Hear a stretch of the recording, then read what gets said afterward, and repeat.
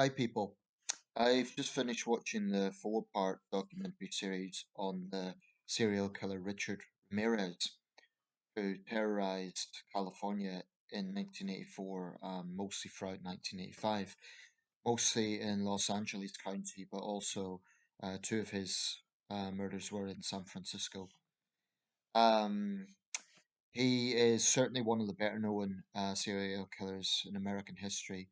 And I think it's because, well, there's many reasons, but I think one reason is that his victims were absolutely random. I mean, they were men and women, they were young and old, they were from various races.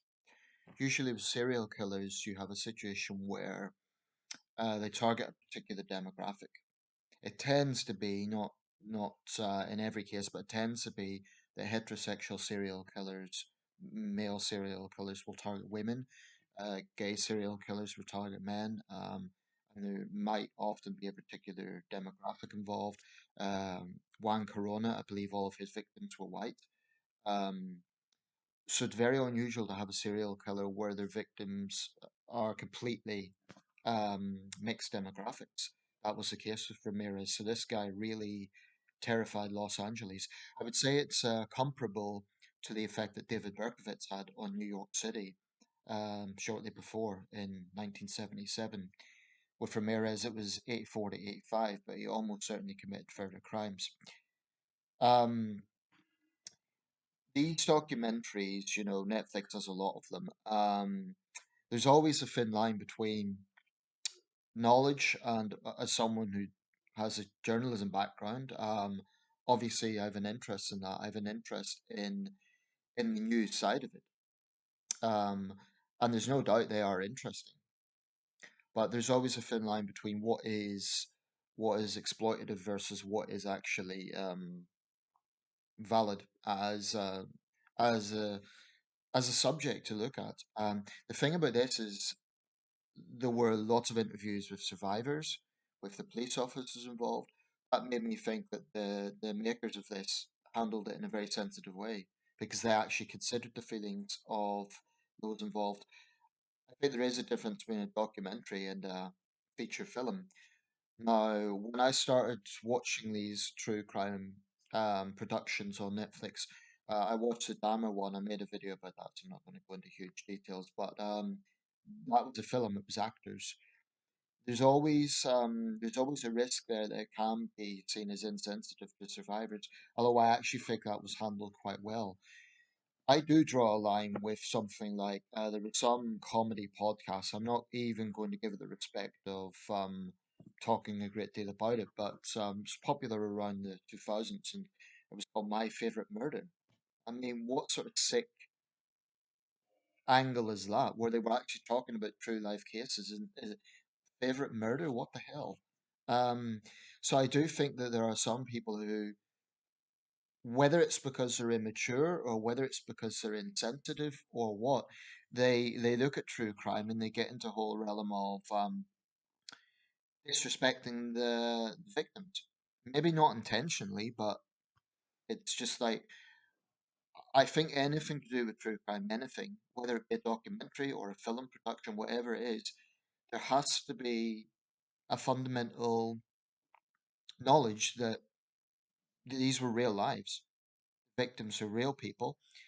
Oftentimes they are still alive, and every time these monsters are brought into the public domain, that will remind them of what they went through. So I think it's extremely important just to be aware of that.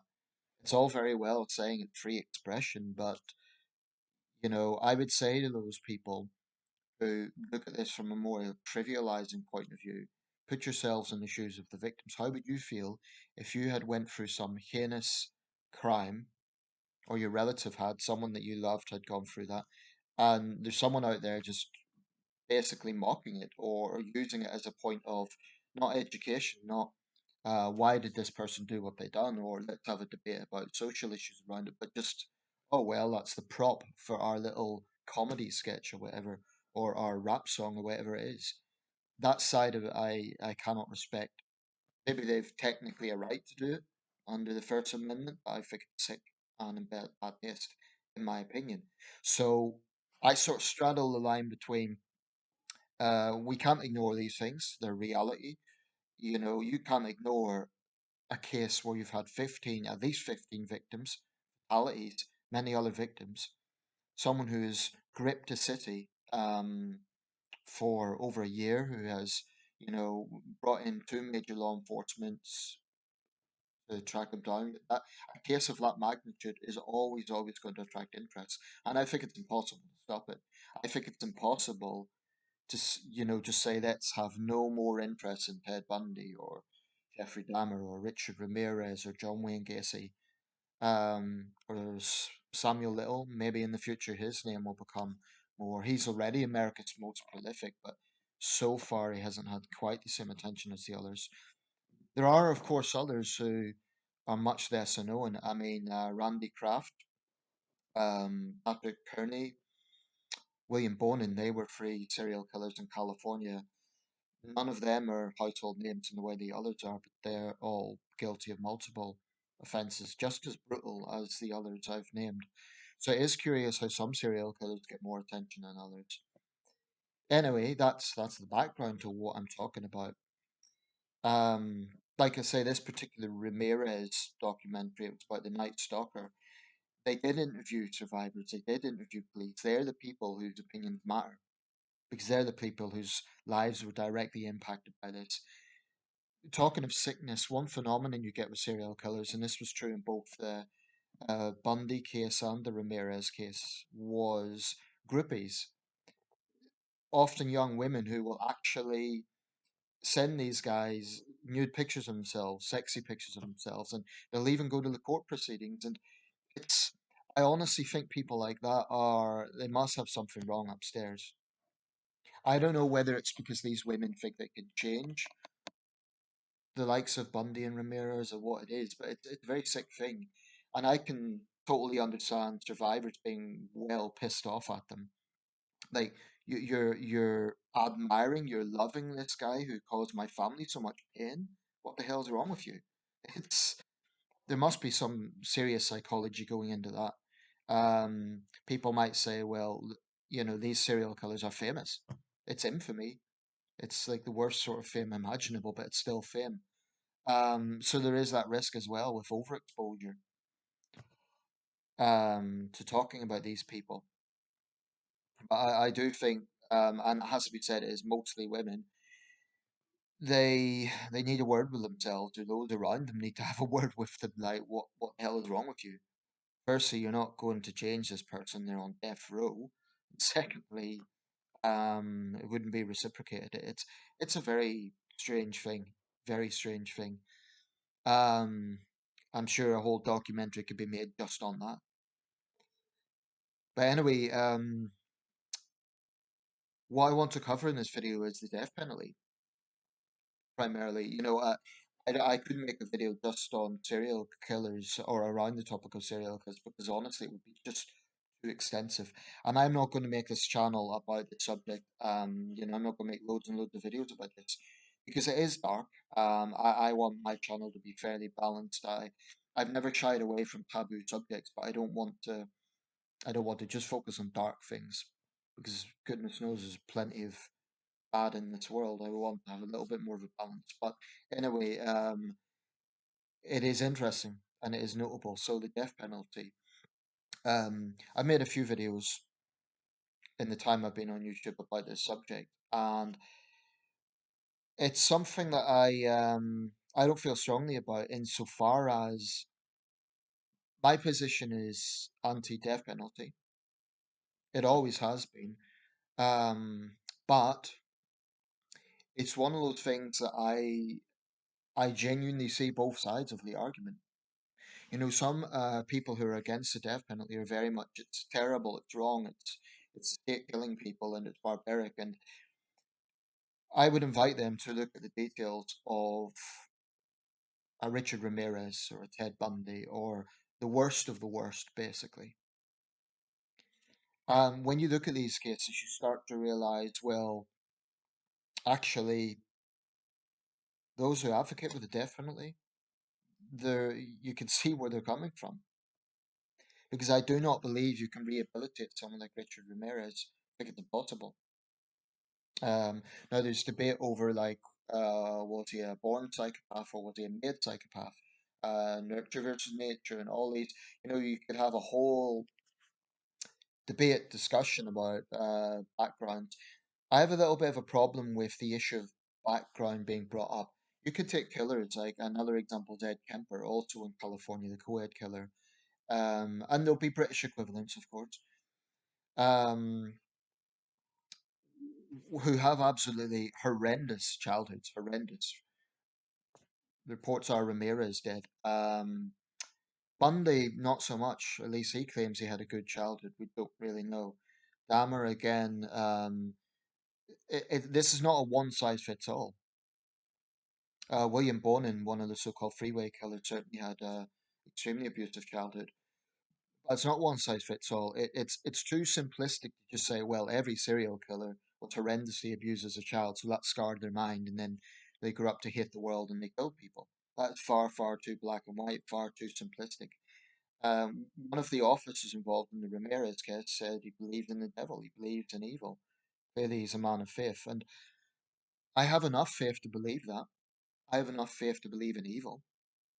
I believe there is evil out there. Of course, there's psychology and there's background and all of that.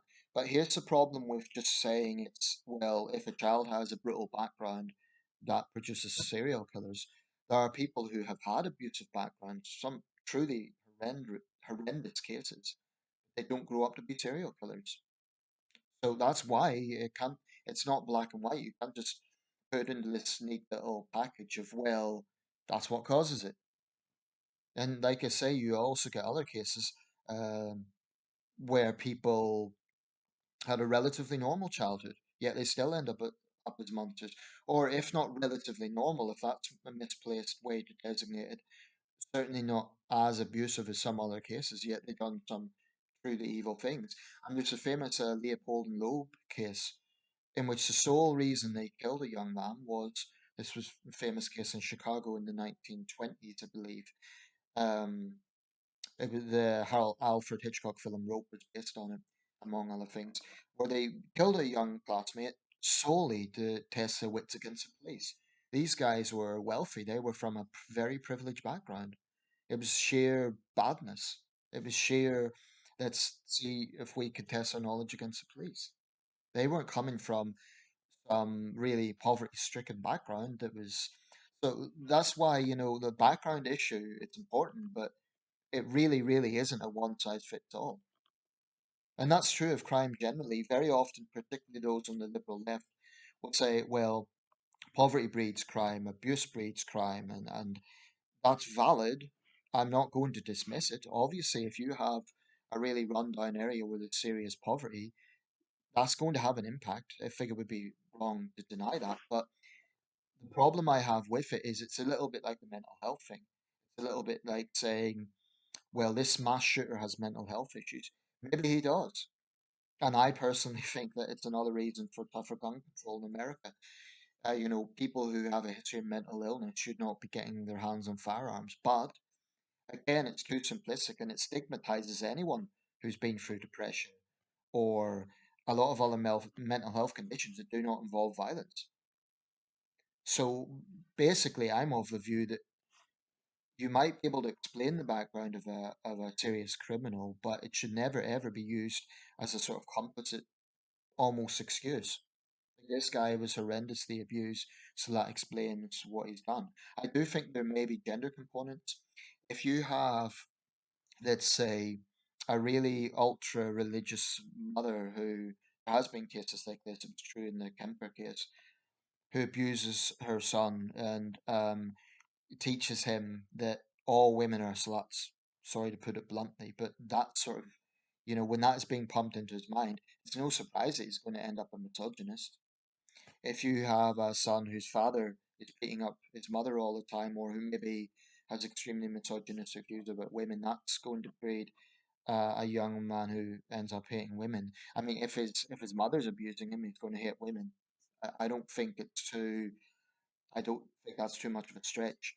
Um, And likewise, in the relatively rare cases where you have female serial killers, the famous one, of course, is Eileen Warnos.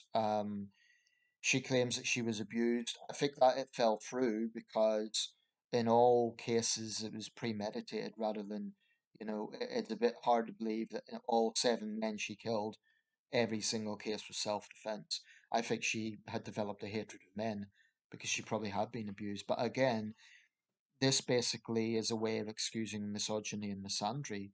I mean, can you say, for example, if a woman's been raped, that condones her hating all men and she just goes out and attacks the nearest man? No, of course not. People's terrible experiences cannot be used as a way of hating an entire demographic. It might explain them being cautious around that demographic. It might explain them being, if we could even extend this to race. If a black person has been a victim of, say, a violent racist assault by a white gang, he or she might find it hard to trust white people. That wouldn't excuse them hating all white people. Likewise, if you have a white person who's being attacked by a black gang, they might be wary around young black men, understandably, but it wouldn't excuse them hating all black people. So, we experience matters. Even being a victim of crime can end up getting people into this bitter mindset where they hate an entire demographic, and that's difficult, especially if it's happened more than one time. What I would say is, in those sort of situations, it's right that people are cautious because they know what they've been through and they know that that has been their experience.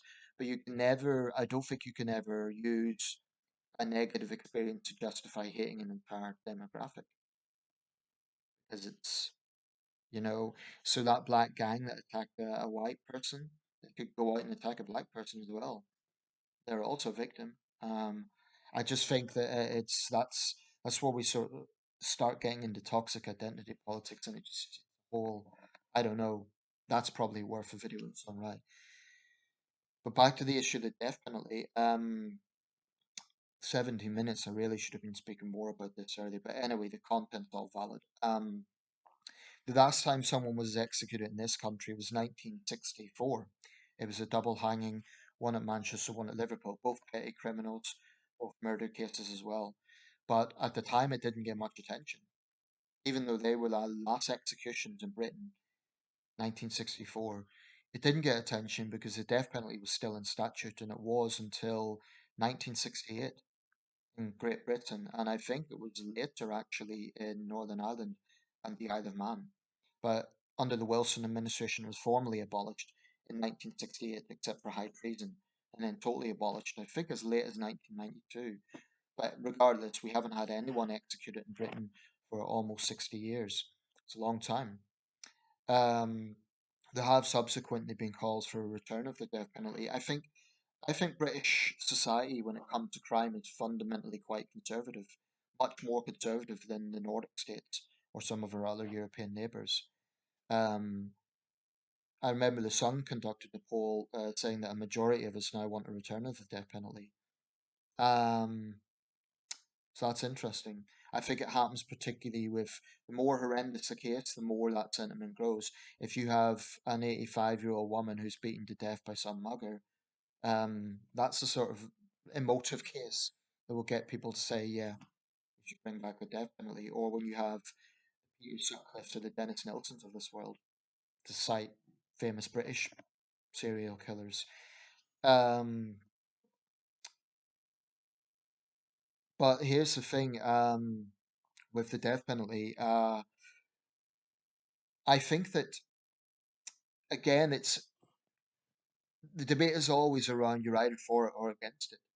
Could it be possible that you're against it, broadly speaking, except for the most extreme cases? I believe this was President Obama's position. He wasn't a total abolitionist.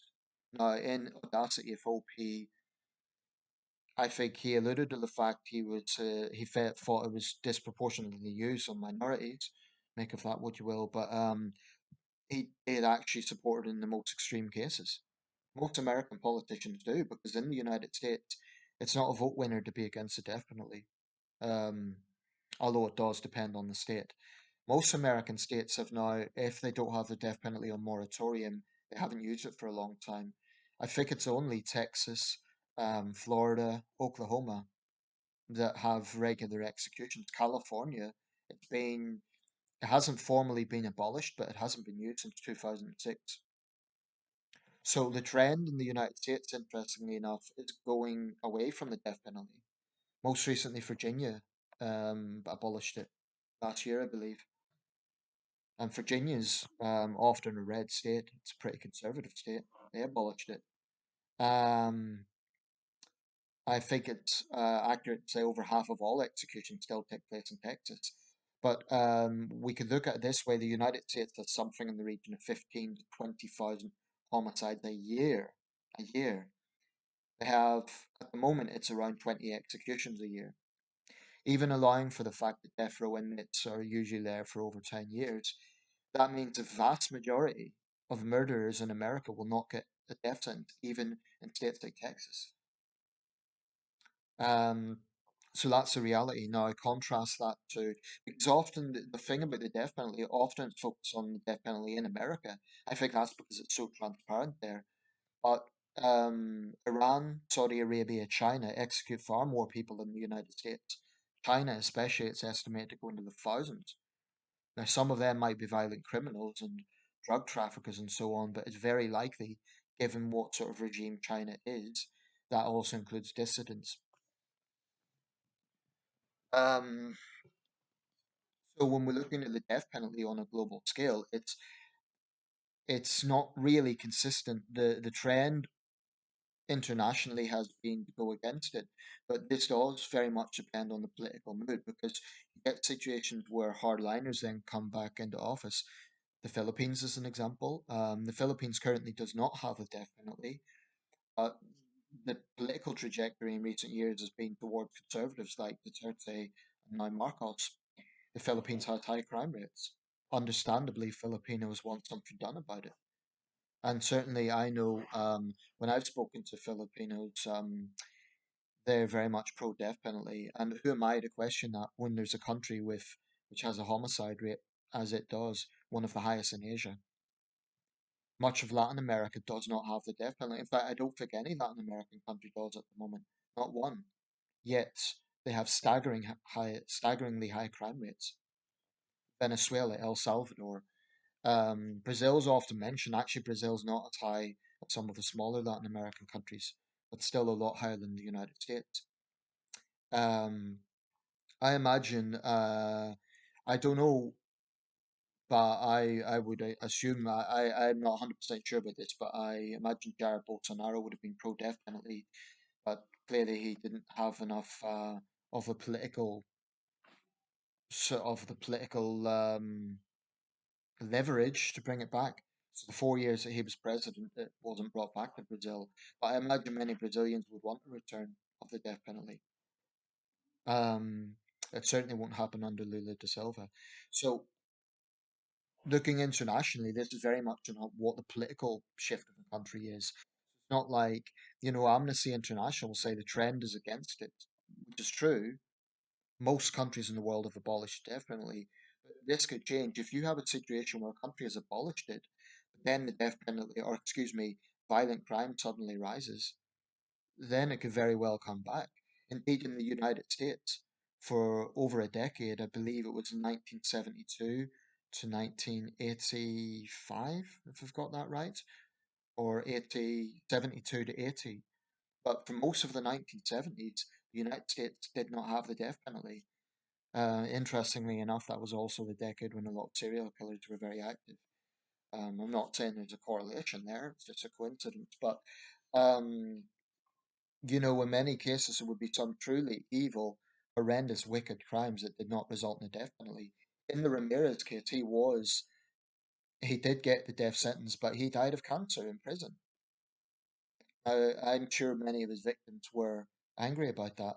He died of natural causes. He didn't get to face the electric chair or the lethal injection. He didn't have the fear that their relatives went through. I've always seen myself as conservative on crime, but the reason I'm against the death penalty is really two main reasons. Mistakes are made, there's no going back. Well, three main reasons. If mistakes are made, there is no going back. It is fundamentally state-sanctioned killing, and I'm not sure if that is right. And the third thing is, I think it can have a brutalizing effect. Now, in high-profile cases in the US, John Wayne Gacy and Ted Bundy come to mind. There was a carnival atmosphere outside the prison, and for me, it's not that Gacy and Bundy deserve any sympathy. They were evil monsters, as far as I'm concerned. But really, I mean, in the Bundy case, you had frat boys outside the prison who weren't even born when Bundy's crimes were taking place, and there's something a little bit sick about that. It's not that the condemned man deserves any sympathy, but there's something a bit degrading to society about that. And then when you start extending it to the killer's family, do they deserve it? So that's one thing that's always made me a little bit uneasy about the death penalty is the brutalizing effect it has on society. Of course, in some countries it's very secretive. Japan is notoriously secretive about the death penalty. You know, there's no publicity. There's no. I'm not sure if it's even if they even have the victims of the crime watching the execution, as is the case in the US. In Japan, it's like them to die and they just bring you out at a random time. Whereas in the United States, there's a scheduled time. Now, I don't know what's worse. If I was a condemned man, I don't know if it would be worse to say you could be executed tomorrow or you will be executed on the 31st of July 2028. I don't know what's worse. If um so different jurisdictions even have different ways of doing it. I'm not just talking about the method, but the transparency aspect. Now, I know in Japan there was a famous case of a man who'd served years on death row and he was acquitted, Aweo Hakamoto, actually. Yeah. I made a video about that, but it was one of the biggest miscarriages of justice in Japanese history. Japan's a country that's got extremely low crime rates and a very efficient police force, but some might say a little too efficient. It's 99% confession rates.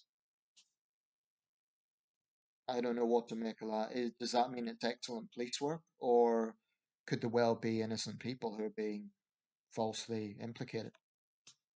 No system is perfect. Um, anyway, I'm going to conclude with this because my own feelings on it is that my gut feeling is against the death penalty, but I honestly think if I was involved in some of these cases that you hear about, particularly with the worst of the worst serial killers, honestly, who am I to judge those who advocate the death penalty in those cases, especially the relatives? And I think that if we're talking about a sort of level of gravity with crimes, you don't get much worse, except perhaps a terrorist outrage or a mass shooting. Indeed, Nicolas Cruz, the mass shooter involved in the Parkland atrocity, I've watched some very powerful testimony of survivors, relatives, confronting him. Very powerful stuff, as you can imagine. Now, he hasn't got the death penalty, he's got a life sentence. I'm not sure what the reasoning for that was, because it is Florida. I'm not sure if it's because he was 17 at the time of the offences. I don't know, but um, very powerful stuff. But for those who say the death penalty is justified because it's the ultimate punishment, well, there is an argument that a life in prison is actually a tougher punishment than the death penalty. Because if you have a really horrendous killer who's on death row, they're they're going to die in 10 years. That's the average time.